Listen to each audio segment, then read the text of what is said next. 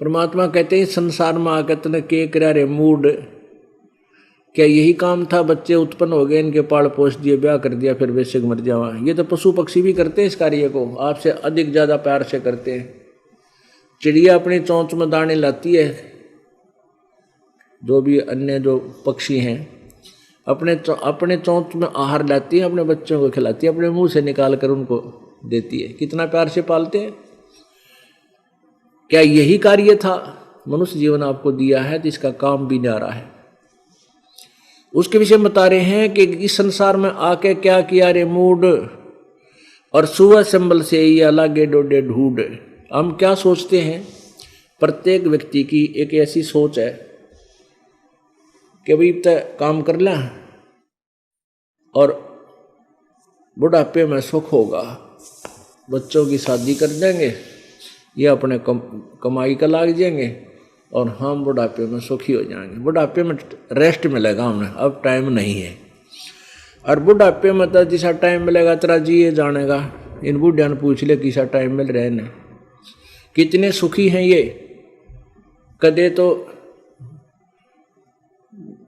किसी जाड़ पड़वानी, कदे आंख बनवानी, कभी कान्ना तो ना सुनता, गोडे काम छोड़ दिए, यह समस्या ना ली पड़े। और फिर कभी घर में रहते थोड़ी बहुत कवासनी हो बना रहा है कोना, कोई पुत्र वधु कड़वी बोल दे और फिर दुख का पहाड़ टूट जा। क्या बताते हैं? वृद्ध होवे जब पड़े खाट में, सुने वचन खारे, कुत्ते तावण का भी सुख को ना, तुम छाती फूकण हारे। अब क्या होता है? कहते बुढ़ा हो, कहते तेरा जिए जानेगा, जो तुझे समय मिलेगा तुम्हें सुख होगा, खाट पकड़ लेगा। और फिर क्या होता है कि बुढ़े की ड्यूटी, या तो बुढ़ा बुढ़िया की ड्यूटी क्या होती है? बच्चे अपना किसी कार्य बस बाहर जाते हैं घर से, कोई खेत में कोई जल लेने, तो उनकी ड्यूटी लग गया करें तुम घर की रुखाड़ करियो।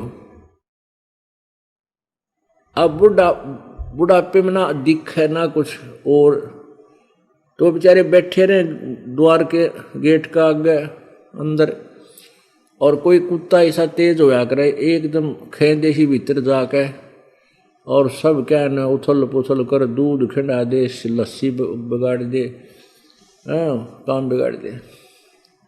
तो ऐसे ही जब वो पुत्रवधू आती है, जब देखे भीतर कुत्ते ने कबड्डी खेल रखी है, कितना लस्सी खिंडा रखी है, कितना दूध, थोड़ा बहुत दूध था वो भी पी गया या कुछ बर्बाद कर गया, तो उसका छो फिर बुढ़ा बुढ़िया पर उतरिया करे। नो कहा थारा तो कुत्ते ताण का भी सुख को ना, छाती फूकने वाले हो, छाती फूक दी मारी तुम्हें, तो ये सुख में लगा तेने बुढ़ापे में, नो कहा बुढ़ापे में बाद में। तो परमात्मा क्या कहते हैं कि इस संसार में आकर क्या किया रे मूड, सुअ संबल से यहाँ लगे डोडे ढूंढ। अब कहते हैं तोता पक्षी जो होता है, ये एक इंतजार करते हैं तोता पक्षी के ये पेड़ बड़ा होगा, इसका फल लगेंगे, फिर मैं आहार करूंगा। तो ऐसे एक संभल का पेड़ होता है, संभल,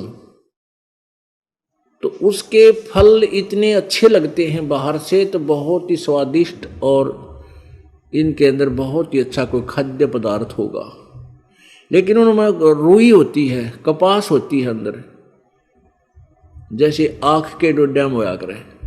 तो वो तोता पक्षी क्या करता है, जो वो छोटा सा पेड़ होता है, तभी से उस पर दृष्टि इच्छा रहती है कि बड़ा होगा, इसका फल लगेंगे, फिर खाऊंगा। वो बड़ा भी हो गया, उसका फल भी लगे, और जब पक गए ना फल, तब उस तोते ने चोंच मारी तो खाने के लिए फंस गई चोंच में रुई, वह जान बचानी मुश्किल होगी। तो यहाँ क्या बता रहे हैं कि ऐसे तुम जिन परिवार के लिए, जिस परिवार के पोषण के लिए और सारा जीवन बर्बाद कर रहे हो, फिर कहते हो लास्ट में मन सुख होगा, या तो तोते वाली चोट लगेगी, थारे तोते वाला हाल होगा, बुढ़ापे में ये मिलेगा तुमने। भाव ये नहीं है, देखो अपने बच्चों का पालन पोषण सबने करना है और करना चाहिए, करना पड़ेगा। इसके साथ साथ भक्ति वाला आपने जो कल्याण का काम भी क्यों पीछे छोड़े। एक वर्ष में 365 दिन होते हैं और एक महीने में आप एक सत्संग अटेंड कर लो, 2 दिन कर लो चाहे 3 दिन कर लो, तो भी साल में 36 दिनों से तो और 330 दिन रह गए, उनमें किला तोड़ लो, कितना तोड़ोगे, कितना तुम कमाओगे, और उसमें बरकत भी भगवान की ही कृपा से होगी, ना तो नहीं हो सकती। घर बैठे रहो, उड़े नुकसान हो जाए इतना ज़्यादा, देखता रह जाए, और परमात्मा की आड़ होगी, परमात्मा का सहारा होगा, तुरंत आगे से आगे आपको राहत देगा, ऐसी आपत्ति टालेगा आप सोच भी नहीं सकते। तो इसलिए परमात्मा के चरणों में आने के लिए आपको बार बार प्रेरित किया जाता है, और जो परमात्मा से दूर है उनके लिए भी बहुत प्रयत्न किया जा रहा है कि भगवान की शरण ग्रहण करो, परमात्मा का नाम लो,